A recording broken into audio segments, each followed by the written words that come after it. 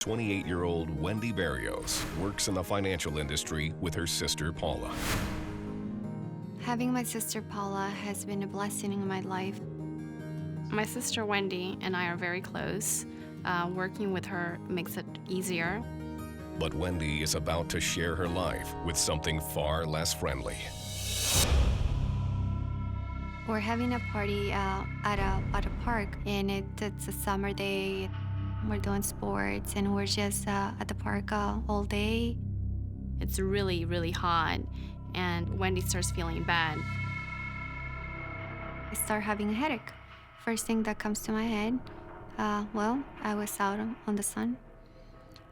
So, it should go away. She wasn't able to continue to play the game, so we decide to leave. I take my sister home. I tell her to get some rest and drink plenty of fluid and to call me if she needs anything. I take aspirin, but it doesn't work.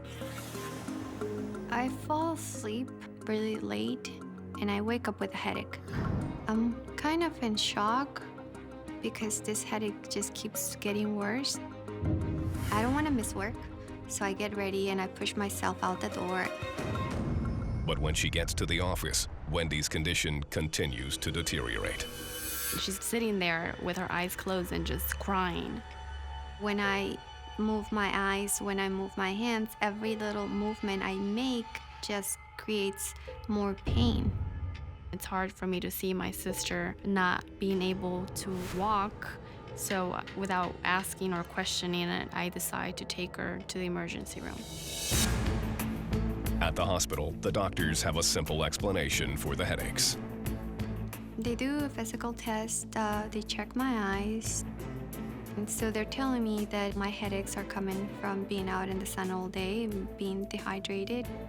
I'm thinking to myself, this is from the sun. It has to be from the sun. But Wendy's sister Paula isn't so sure. I don't think that this is just a regular headache. I think it's more to it, so I demand for the doctors to do an MRI. The MRI scans reveal that Wendy's brain has started to swell. It is under attack. After several hours, they return and they tell me that I have 10 to 15 parasites around my brain. I'm shocked. The parasites in Wendy's brain are encysted pork tapeworms. The pork tapeworm is a particularly nasty parasite. In 60% of the diagnosed cases of pork tapeworm, the victim has cysts inside the brain. And when you have a cyst in your brain, very bad things can happen. You can have seizures, coma, hallucinations, or possibly even death. The pork tapeworm has two hosts, humans and pigs. The parasite forms cysts in the tissues of a pig. If a human eats undercooked pork that contains the cysts, they get infected. In the human gut, the cysts hatch into adult tapeworms, where they can grow up to several meters long. The adult worms lay eggs that are passed in human feces. If a pig then eats the feces, the eggs grow into cysts in its muscle tissue, and the life cycle repeats.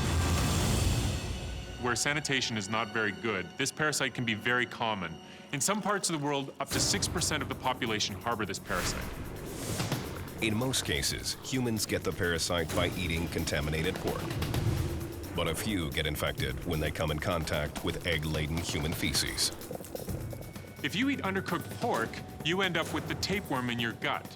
But if you eat the eggs that have been passed out in feces, then you can end up with the cysts in your tissues, and that can be a lot worse. This is what happened to Wendy. Wendy grew up in Bolivia, and doctors think that as a child, she ate some food contaminated with egg-laden feces. The eggs developed into larvae that burrowed into her brain and formed cysts. For years, these cysts lie dormant and produce no symptoms. But slowly, the cysts start to grow, releasing toxins into the tissue and causing the brain to become dangerously inflamed. A Attacking the human brain is a very cunning strategy for a parasite because not only does it have a lot of oxygen and nutrients, it's also a place that is very hard for the immune system to get to, and so it's very hard for the host to get the parasite out. Wendy is put into the care of Dr. Carlos Pardo, a clinical neurologist at Johns Hopkins Hospital in Baltimore. Dr. Pardo begins by examining the MRI scans of Wendy's brain. In Wendy's case, the normal structure of the brain cavities was abnormal. There is an irregular accumulation of fluid in Wendy's brain.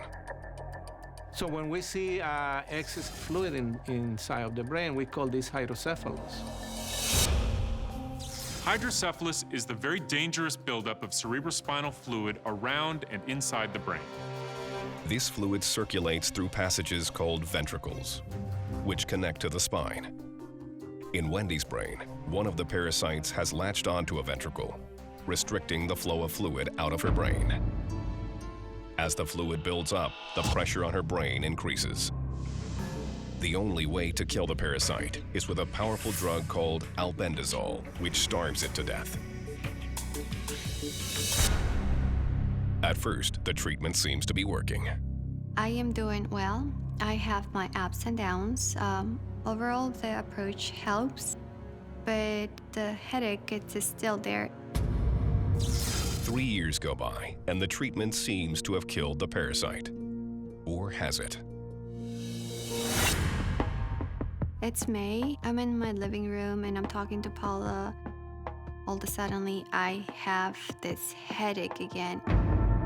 I cannot bear the pain anymore. And at this point, I know something has to be wrong again. Wendy rushes back to the hospital, where she is given another MRI. When the results come back, the doctors give Wendy the news she's been dreading. One of the parasitic cysts survived the treatment.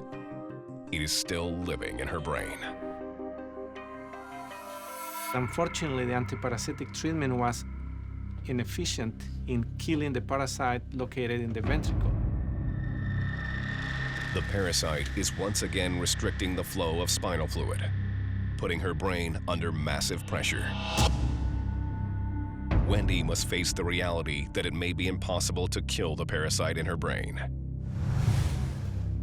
The doctors have only one option left: brain surgery. In some cases, it's actually possible to open up the brain and take the cysts out. But in Wendy's case, the cyst has latched on to a highly sensitive part of her brain, and removing the parasite is impossible. The surgeons are left with only one option. To relieve the pressure, they must reroute the spinal fluid by cutting tiny holes in the brain's tissue. If successful, this will allow the fluid to drain away, relieving the pressure on the brain. But even this won't kill the parasite. The goal of the surgery is not to remove the parasite, but to relieve the pressure on the brain. They say if I don't have the surgery, then I might go into a coma. I could go blind, and it's scary. And I don't want to die. My sister sees me crying and suffering. She doesn't want me to go through this. And I feel bad because she has to go through this with me. I'm afraid to lose my sister, and I'm praying that she will make it through the surgery. The brain is a very sensitive and important organ in the body, so anytime that surgery is done on the brain, there's always a high level of risk. For 2 hours, the neurosurgeons battle to save Wendy's life. When she wakes up, I didn't recognize my sister. She was swollen, and I saw how they cut her head. I'm relieved because I know that she's conscious and safe. So I wake up and the first person I see is my sister. It was just a great feeling. 3 months later, Wendy has made a full recovery, and her life has returned to normal.